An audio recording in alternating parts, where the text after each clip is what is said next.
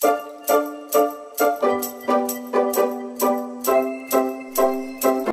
kamamshi and everyone. So, ayan po, lutong bahay tayo for today's sharing natin.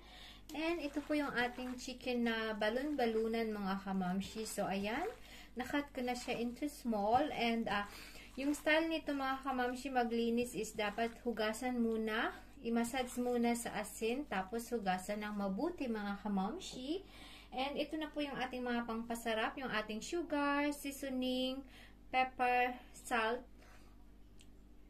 paprika powder and ginger powder, and ito po yung ating dahon ng laurel mga kamamshi. Ayan, sorry.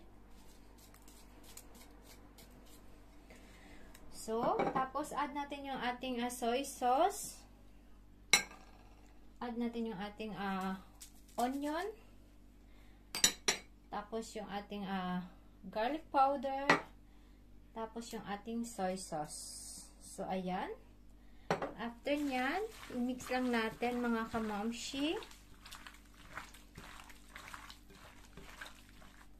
So, may nakalimutan ako. Add natin yung ating lemon. So, ayan, yung ating lemon. So, after nito natin siya ma-mix ng mabuti. Kung hindi naman tayo nagmamadali, i-rest natin ng 30 minutes. And,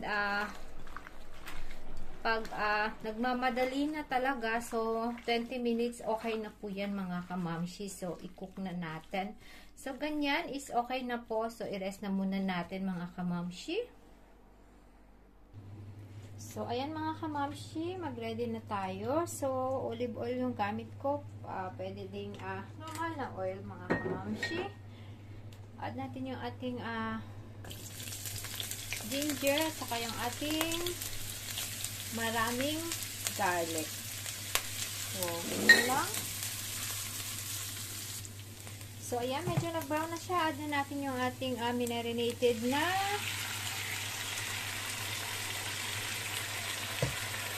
so, ayan po. Alam niyo na kung anong ulam namin for today's mga kamamshi, adobo. So, ayan po yung ating adobo. Adobo ulam.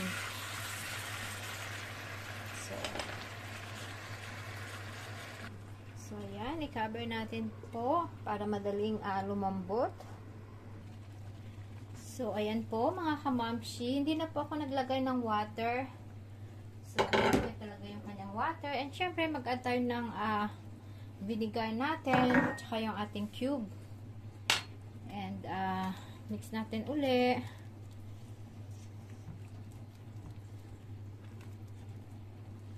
Then, cook pa natin.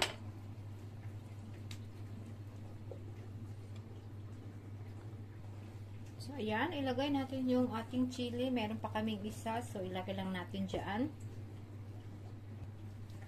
So, mga kamamshi, almost done na. And, huwag masyadong lutuin yung ganitong style mga kamamshi. Kasi, pag sobrang luto po nito is naninigas yung ganitong ulam mga kamamshi. So, ayan, na-taste ko na siya.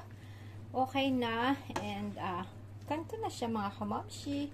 Yung aming ulam. Pwedeng pang pulutan mga kamamshi. So, ayan po. So, sharing lang tayo. And, happy Friday everyone. Ciao, ciao!